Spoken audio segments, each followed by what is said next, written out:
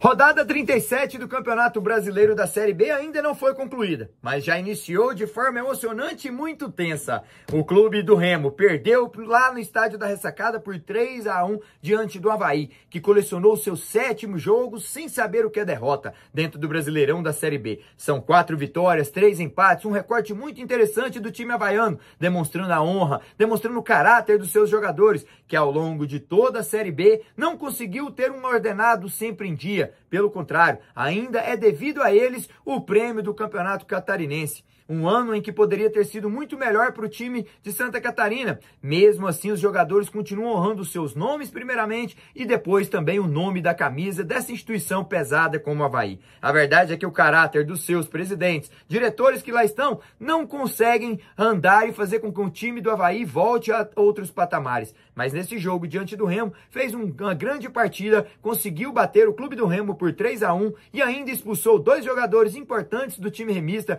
como o Nico e o Diego Hernandes, que não jogarão contra o Goiás no último jogo, e ainda de quebra deixou o torcedor remista totalmente desacreditado do acesso. O Remo pode correr o risco sério de deixar o G4 e não apenas depender de si na última rodada diante do Goiás, aonde o seu torcedor estava emotivo, estava efusivo, ansiando por esse confronto. A Chapecoense também emocionalmente abalada depois da derrota diante do América Mineiro. Nos últimos 3 jogos foram 9 pontos disputados e colecionados apenas 2. A verdade é que consegue um gol nos minutos finais com Pedro Perrotti. E eu já previa isso no meu vídeo anterior, dizendo que a Chapecoense teria dificuldades no Raulino e se figurava um empate entre ambos. Porque, emocionalmente abalados, o time de Dalpozo não conseguiu empenhar-se num jogo bem conseguido diante do América e também lá no Raulino de Oliveira. Vai para o último confronto diante do Atlético Goianiense, que não quer mais nada com a competição e fez um jogo morno diante do Operário em Goiânia. A verdade é que o Atlético, se precisar prejudicar o seu rival Goiás,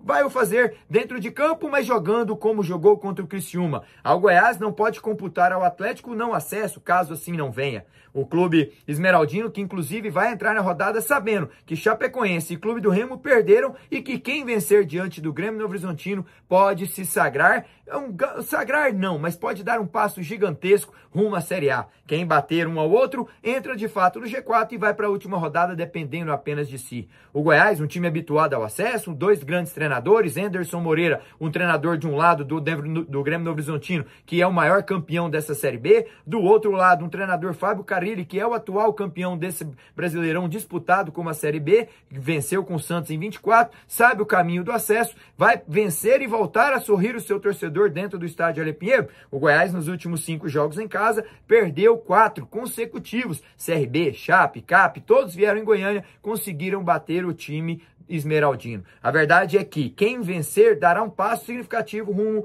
ao G4. De fato, entrará nesse G4. Independente se Criciúma e Botafogo o que fizerem lá no Heriberto Wilson, quem vencer em Goiânia entra no G4.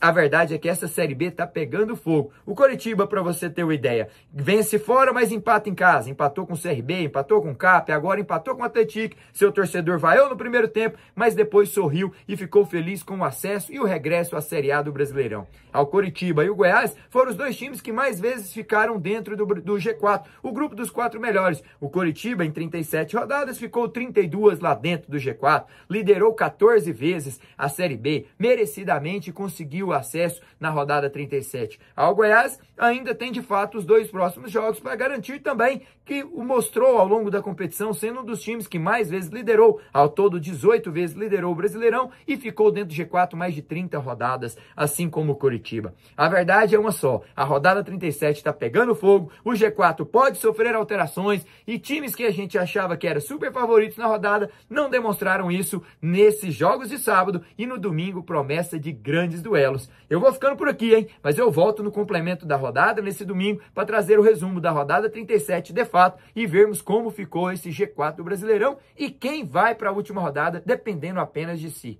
Cuidado, Série B não tem nada decidido ainda. Valeu, tchau!